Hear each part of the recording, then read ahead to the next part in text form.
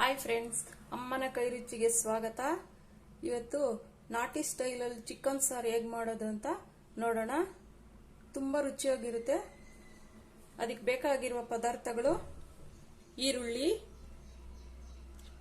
ಬೆಳ್ಳುಳ್ಳಿ, ಶುಂಠಿ ಒಂದು ಸ್ವಲ್ಪ ನೋಡಿ, ಶುಂಠಿ ತಗೊಂಡಿದ್ದೀನಿ,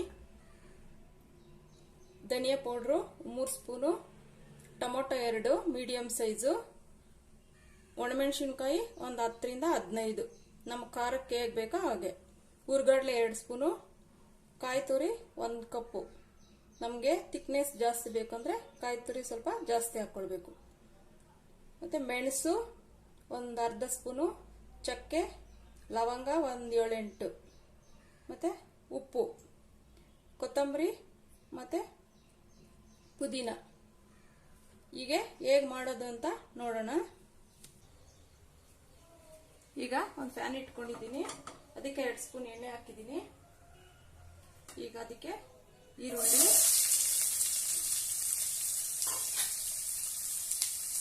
ಒಣಮೆಣಸಿನ್ಕಾಯಿ, ಶುಂಠಿ, ಬೆಳ್ಳುಳ್ಳಿ ಒಂದು ಇಡೀ ಆದಷ್ಟು ತಗೊಂಡಿದ್ದೀನಿ,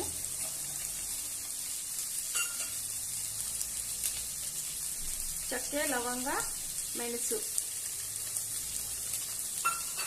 ಇದಕ್ಕೆ ಕಟ್ ಮಾಡಿರೋಂಥ ಟೊಮೊಟೊ 2,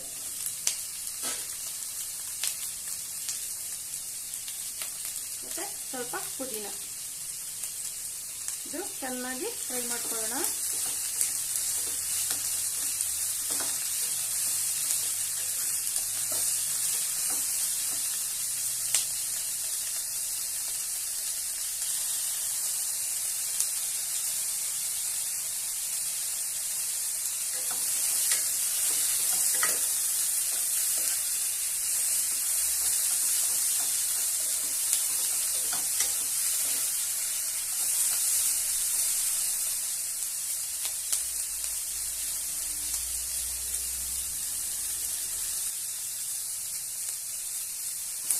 ಜಾಗಿದೆ ಇದು. ಇದಕ್ಕೆ ಕಾಯಿ ತುರಿ 1 ಕಪ್ಪು,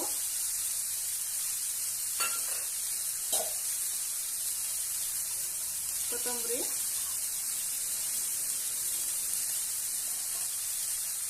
ಧನಿಯಾ ಪೌಡ್ರು, ಹುರ್ಗಡ್ಲೆ ಇಷ್ಟು ಹಾಕಿ ಸ್ವಲ್ಪ ಈ ಬಾಂಡೆ ಬಿಸಿ ಆಗುತ್ತೆ. ಇದು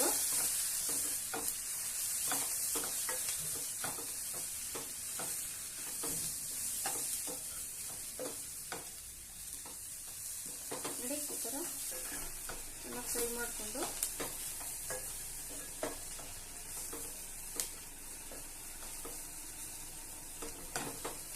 ಇವಾಗ ಇದು ಆಫ್ ಮಾಡೋಣ.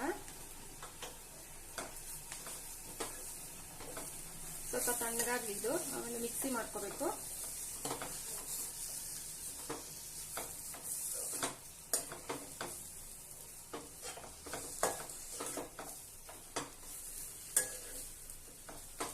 ತುಂಬಾ ಚೆನ್ನಾಗಿರುತ್ತೆ ಸಾಂಬಾರು. ಹಳ್ಳಿಗಳ ಕಡೆ ಎಲ್ಲ ಇದೇ ಸ್ಟೈಲಲ್ಲಿ ಮಾಡ್ತಾರಲ್ಲ, ಅದೇ ತರ ಇದು.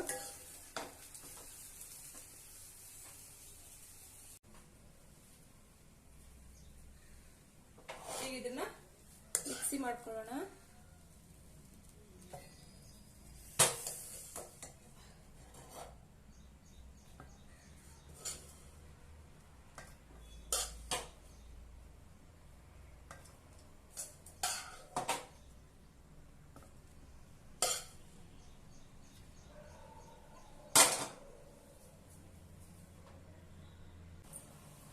ನೋಡಿ, ಇವಾಗ ರುಬ್ಕೊಂಡಿದ್ದೀನಿ.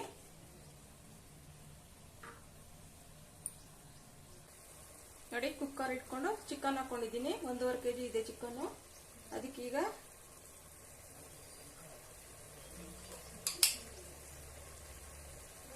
ಅರಿಶಿನ ಸ್ವಲ್ಪ ಹಾಕಿ, ಅರಿಶಿನ,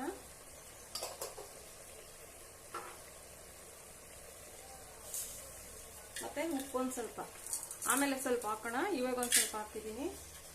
ಚಿಕನ್ಗೆಲ್ಲ ಉಪ್ಪು ಹಿಡಿಬೇಕು. ಇವಾಗ ಇದನ್ನು ಚೆನ್ನಾಗಿ ಕೈ ಆಡಿಸೋಣ. ಕೈ ಆಡಿಸ್ಬಿಟ್ಟು ಒಂದು 5 ನಿಮಿಷ ತಟ್ಟೆ ಮುಚ್ಚೋಣ. ಅದು ಚೆನ್ನಾಗಿ ನೀರಿನ ಅಂಶ ಎಲ್ಲ ಹೋಗ್ಲಿ.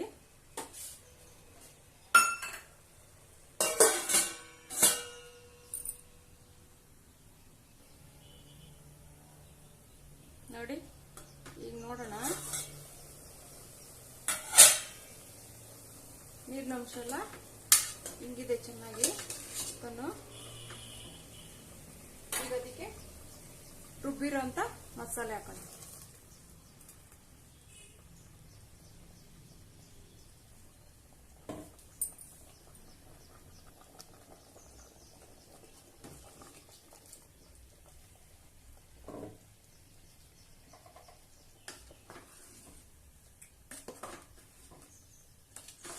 ನೋಡಿ, ನಮ್ಗೆ ಎಷ್ಟು ಬೇಕಷ್ಟು ನೀರು ಹಾಕ್ಕೊಳ್ಬೋದು.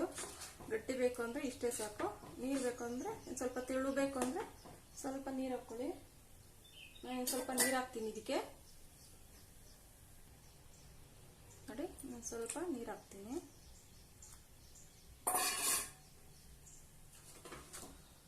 ಇಷ್ಟು ಸಾಕು. ಇಷ್ಟು ಗಟ್ಟಿ ಬೇಕಂದ್ರೆ ಗಟ್ಟಿ ಮಾಡ್ಕೊಬೋದು. ಸ್ವಲ್ಪ ಸಾಂಬಾರು ಜಾಸ್ತಿ ಬೇಕಂದ್ರೆ ಒಂದು ಸ್ವಲ್ಪ ನೀರು ಹಾಕೊಳ್ಬೋದು. ಅದಕ್ಕೆ ಒಂದು ಸ್ವಲ್ಪ ರುಚಿಗೆ ತಕ್ಕಷ್ಟು ಉಪ್ಪು ಹಾಕೋಣ. ಅವಾಗೆ ಸ್ವಲ್ಪ ಹಾಕಿದೀವಿ, ಇದು ಇವಾಗ ಸ್ವಲ್ಪ ಇಷ್ಟು ಸಾಕು. ಈಗ ತಟ್ಟೆ ಮುಚ್ಚೋಣ.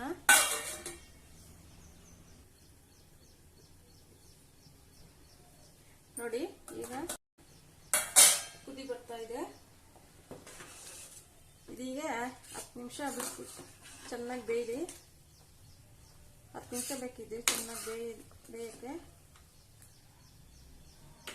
ಈಗ ತಟ್ಟೆ ಮುಚ್ಚಿ ಸ್ವಲ್ಪ ಉರಿ ಕಡಿಮೆ ಮಾಡೋಣ.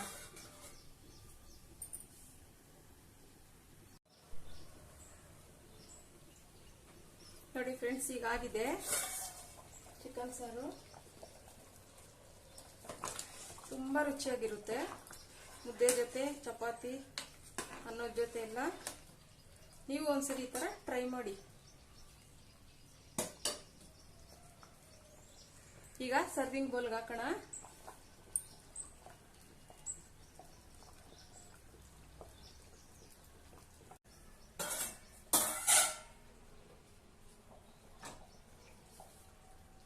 ನೋಡಿ,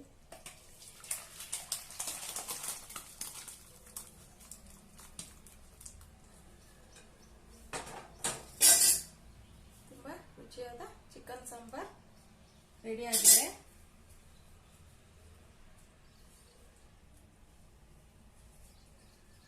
ಫ್ರೆಂಡ್ಸ್, ಈ ವಿಡಿಯೋ ನಿಮ್ಗೆ ಇಷ್ಟ ಆಗಿದ್ರೆ ಲೈಕ್ ಮಾಡಿ, ಸಬ್ಸ್ಕ್ರೈಬ್ ಮಾಡಿ.